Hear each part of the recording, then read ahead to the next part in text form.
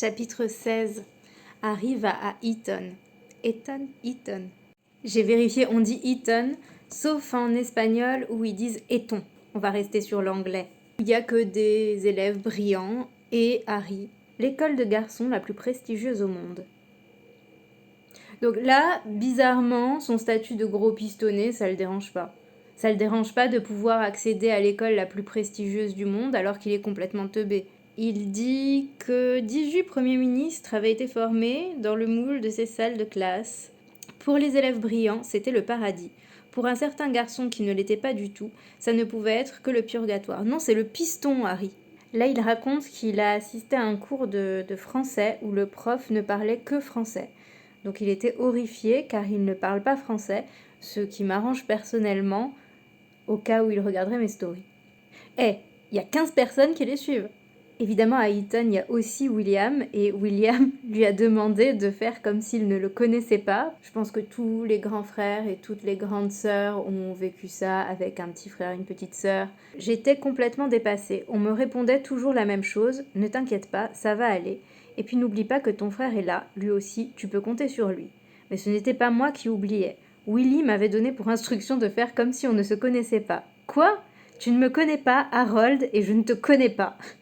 On comprend que William l'appelle Harold, c'est le surnom vache, et lui, son surnom vache, c'est Willy, parce que Willy, ça sonne un peu débile quand même. Ces 2 dernières années, m'a-t-il expliqué, Eton avait été son sanctuaire. Pas de petit frère pour lui coller au basque, le harceler de questions, s'incruster dans son entourage. Il était en train de forger sa propre vie et il n'était pas disposé à y renoncer. Willy avait toujours détesté quand quelqu'un commettait la grave erreur de nous considérer comme un lot. Il détestait quand maman nous habillait de la même façon. Pour ne rien arranger, elle avait des goûts assez extrêmes en matière de vêtements pour enfants. Nous ressemblions souvent aux jumeaux d'Alice au Pays des Merveilles. Les goûts extrêmes, pas que pour les enfants quand même. Paix sur Diana, mais elle était quand même extrêmement mal habillée. Je sais que ça va faire polémique, je suis prête à être cancel. Et ils ont toujours des uniformes pas possibles parce qu'ils doivent porter en permanence le deuil de Henri VI. Heureusement pour Harry, il y a le sport à Eton. Il adore le rugby, qui lui permet de donner libre cours à sa colère, et tout le monde le surnomme la tornade rousse. Donc là, les fans de Friends devraient penser à Red Ross. Donc là, il raconte qu'il sèche les cours et qu'il fume des cigarettes parce que tout le monde fume. Eh ben, dis donc, bonjour Eton. Très déçu. Je prenais chaque cigarette qu'on me proposait, et bientôt, avec la même désinvolture mécanique, je suis passée au niveau supérieur, les joints. C'est quoi ce lycée ? Je suis choquée. Moi, j'étais à Porto Vecchio, je traînais avec les jointés, et on n'avait pas de joints, on savait pas où en acheter. On apprend qu'il a un garde du corps armé qui dormait au bout du couloir et dont la mission consistait à empêcher qu'on me kidnappe ou qu'on m'assassine. Sans parler du traceur électronique et du bouton d'alarme que je portais sur moi en permanence. Mais c'est génial! Moi aussi je veux ça. Bon, finalement, le pauvre Harry, dont tout le monde se fout, qui peut disparaître, etc., il a quand même un bouton d'alarme et un traceur électronique et un garde du corps qui dort dans le couloir de son internat. Ça va quand même, hein. Chapitre 18. Dans celui-là, ses camarades de classe arrivent à le convaincre de se raser la tête. Il voulait jouer le jeu. Le mec prêt à tout, le mec marrant. D'accord. Quelqu'un est allé chercher les ciseaux. Un autre m'a fait asseoir dans un fauteuil. Évidemment, quand il voit tous ses cheveux par terre, il se rend compte qu'il a fait une erreur monumentale. C'est ce qu'on a toutes fait quand on s'est coupé la frange. Il a poussé un hurlement horrifié en se voyant dans le miroir. Une fois, je suis allée me faire couper les cheveux chez Begin à Aix-en-Provence et elle m'a coupé. Déjà, quand j'ai vu arriver la fille, elle avait les cheveux blond platine dessus et noir corbeau dessous. Et c'était la mode des coupes mulets, c'était dans les années 2000. Et quand je l'ai vue, j'ai eu envie de partir. Je me suis dit, il faut que tu partes. Il y a une alarme dans ma tête qui s'est déclenchée en me disant, fuis, sors. Mais j'avais pris rendez-vous. Le seul truc qui me venait à l'esprit, c'était de lui dire, vous voyez votre coupe de cheveux. Tout sauf ça. Je me suis laissée faire. Et ensuite, je me suis retrouvée, elle m'avait coupé une frange, genre comme ça. Alors déjà, j'ai un grand front, mais alors là, c'était... Et dégradé, genre en petite pique. C'était affreux. Je suis sortie, j'ai failli pleurer, j'étais avec ma mère. Et ma mère, du coup, m'a emmenée chez un autre coiffeur. en le suppliant de faire quelque chose et elle me montrait comme ça en disant mais faites quelque chose, vous voyez bien qu'elle est pas bien. Et ils m'ont recoupé une frange par-dessus. Ça allait, franchement ça allait, heureusement. Donc je compatis avec Harry, sauf que moi autant je ressemblais à un punk à chien, lui les journaux ont titré que c'était un skinhead.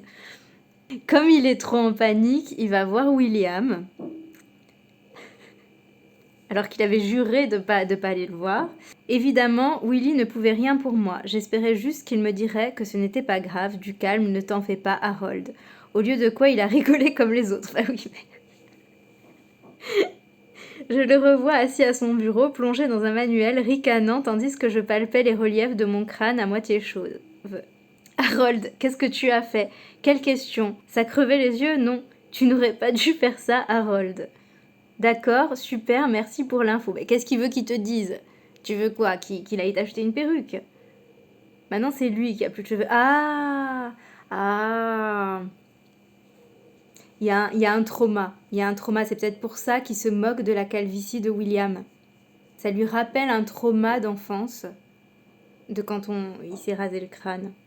Quelques jours plus tard, à la une d'un tabloïd, le Daily Mirror, je m'affichais avec ma nouvelle coupe de cheveux, titre Harry le skinhead. C'était les prémices de Harry le nazi. Chapitre 19. Chapitre 19. Il fait à nouveau la une du même tabloïd. Harry a eu un accident. En fait, il s'était fracturé un os du pouce en jouant au rugby. 3 fois rien, mais à lire l'article, on aurait dit que j'étais entre la vie et la mort. Il dit que depuis le décès de Diana, il y avait un peu un mot d'ordre dans la presse de ne pas toucher aux enfants et de les laisser tranquilles, qu'ils étaient assez traumatisés comme ça. Ce qui est compréhensible, mais apparemment, le Daily Mirror, ils en avaient rien à foutre. Le bureau de papa a porté plainte, exigé des excuses publiques, accusé le journal de harcèlement à l'encontre de son fils cadet. La presse lui a répondu d'aller se faire voir. Moi, j'ai un peu honte parce que c'est pour des magazines comme ça que je travaillais.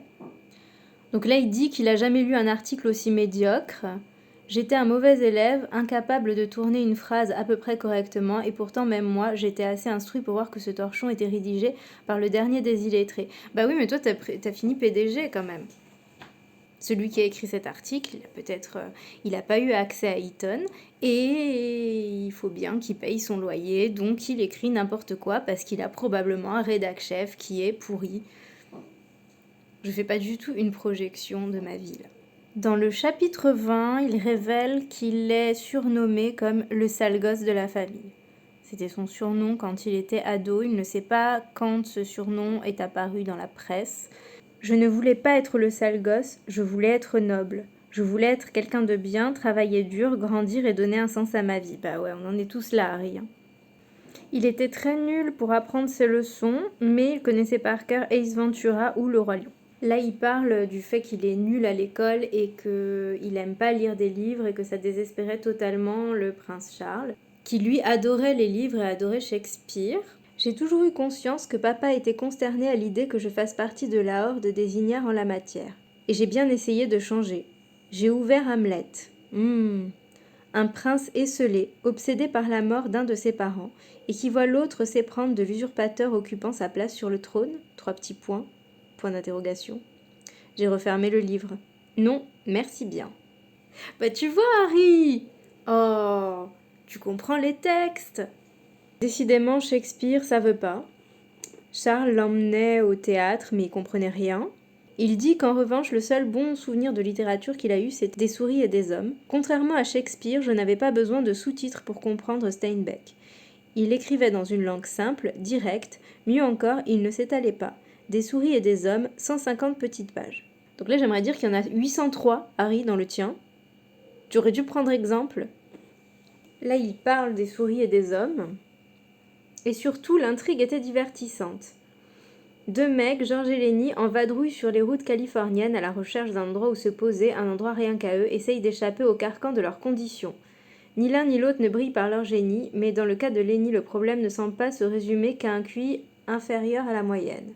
C'est une histoire d'amitié, de fraternité, de loyauté, dont les thématiques résonnaient en moi. George et Lenny me faisaient penser à Willy et moi, 2 potes, 2 nomades, qui traversaient les mêmes épreuves et s'épaulaient mutuellement. C'est extraordinaire, hein. Parce que... Non mais... Il se prend pour deux nomades. Alors, les gars dans Des souris et des hommes, c'est des SDF qui sont pauvres. Leur condition, c'est qu'ils sont pauvres et qu'ils veulent une espèce de lopin de terre pour survivre, en fait. Et l'autre, il se compare. Il est héritier. Il a des millions de livres sterling. Et il se compare à deux SDF. Non mais... Chapitre 21... C'est au début du printemps 99 et Charles dit à Harry qu'il va retourner en Afrique parce que c'est les vacances de Pâques et il fallait bien qu'on le case quelque part pendant 2 semaines. Il va aller faire un safari. Je vous préviens, s'il tue des animaux, je hurle. Il va partir pas avec Charles, mais avec William. Ils vont pouvoir faire les nomades. Sérieux, quoi. Et ils vont partir aussi avec Marco, qui était le garde du corps préféré de William. Marco avec un K, de la vie générale, le meilleur, le plus intraitable, le plus dur à cuire. Et c'est dur à cuire, c'est écrit cuir, C-U-I-R, comme du cuir. Alors, j'ai ri d'abord. Après, je me suis dit, je suis peut-être un culte, ça s'écrit peut-être comme ça. Parce que la langue française, des fois, tu te moques et tu devrais pas. J'ai vérifié. Et apparemment, ça ne s'écrit pas comme ça. Chapitre 22, donc dans le 21, il parle juste qu'il aimait bien les feux de camp et qu'il a aimé son voyage en Afrique. Bon, là, il est toujours en Afrique. Et il est en admiration devant Marco, qui est roux et qui est un homme, un vrai. Un homme, un vrai, donc ça aime la nourriture, les voyages, la nature, les armes à feu.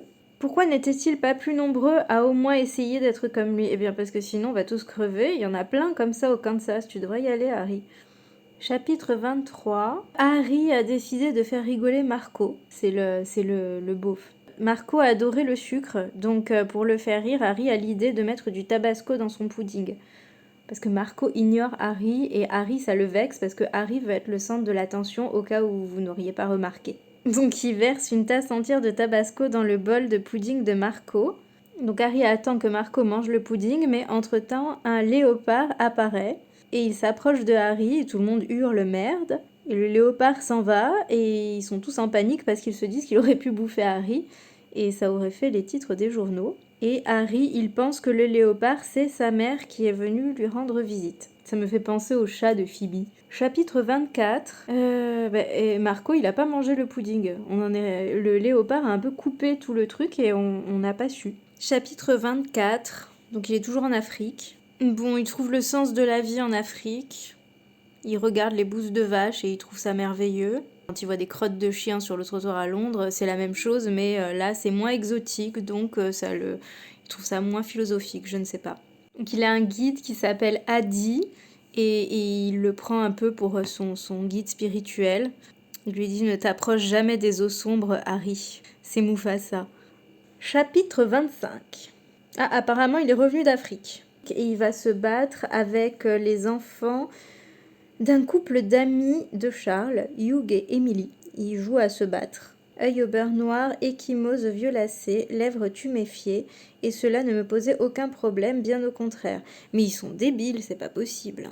Ils se battent avec les enfants, et à chaque fois, les enfants s'en prennent à William. Harry le défend, il les frappe, il leur donne des coups de poing, il leur donne des coups de pied. Harry arrive à sauver William des griffes de ses bourreaux. Willy avait l'air un peu mal à l'aise. Je faisais la moitié de sa taille et la moitié de son poids. J'étais le petit frère, c'était lui qui était censé me protéger et pas l'inverse. Alors je ne sais pas du tout qui sont Hugh et Emily, mais leurs gosses, je sais pas où ils ont été éduqués, mais ce sont des animaux, c'est pas possible. À un moment donné, donc ils se jettent des trucs dessus, ils se battent tout le temps. Les pistolets à grenaille n'ont pas tardé à faire leur apparition. Nous tirions à bout portant. Comment est-il possible que personne n'ait jamais été estropié, que personne n'ait jamais perdu un œil? Mais ils ont des parents. Un jour, nous marchions tous les 6 dans les bois près de leur maison, en quête d'écureuils et de pigeons à trucider. Pardon? Mais c'est quoi ces psychopathes? Donc là, les aristocassos, ils trouvent un Land Rover de l'armée. Ils disent à Harold de grimper, de démarrer, et nous, on te tire dessus avec quoi? Fusil de chasse, non merci. Nous, on charge nos armes. Alors soit tu montes là-dedans et tu traces, soit on te canarde sur place, c'est toi qui vois. J'ai sauté derrière le volant et j'ai démarré en trompe, parce qu'en plus il sait conduire, mais qu'est-ce que c'est que ça? Donc il lui tire dessus avec des fusils de chasse. Il y avait un chantier quelque part sur leur domaine, Hugh et Emily faisaient construire une nouvelle maison. Ah, éduquez vos enfants peut-être. Alors il y en a un qui a disparu, qui était blessé au fond d'un trou, ils lui ont jeté des pétards dessus. Je suis affligée. Je savais que les gosses de riches c'était des petits cons, mais à ce point.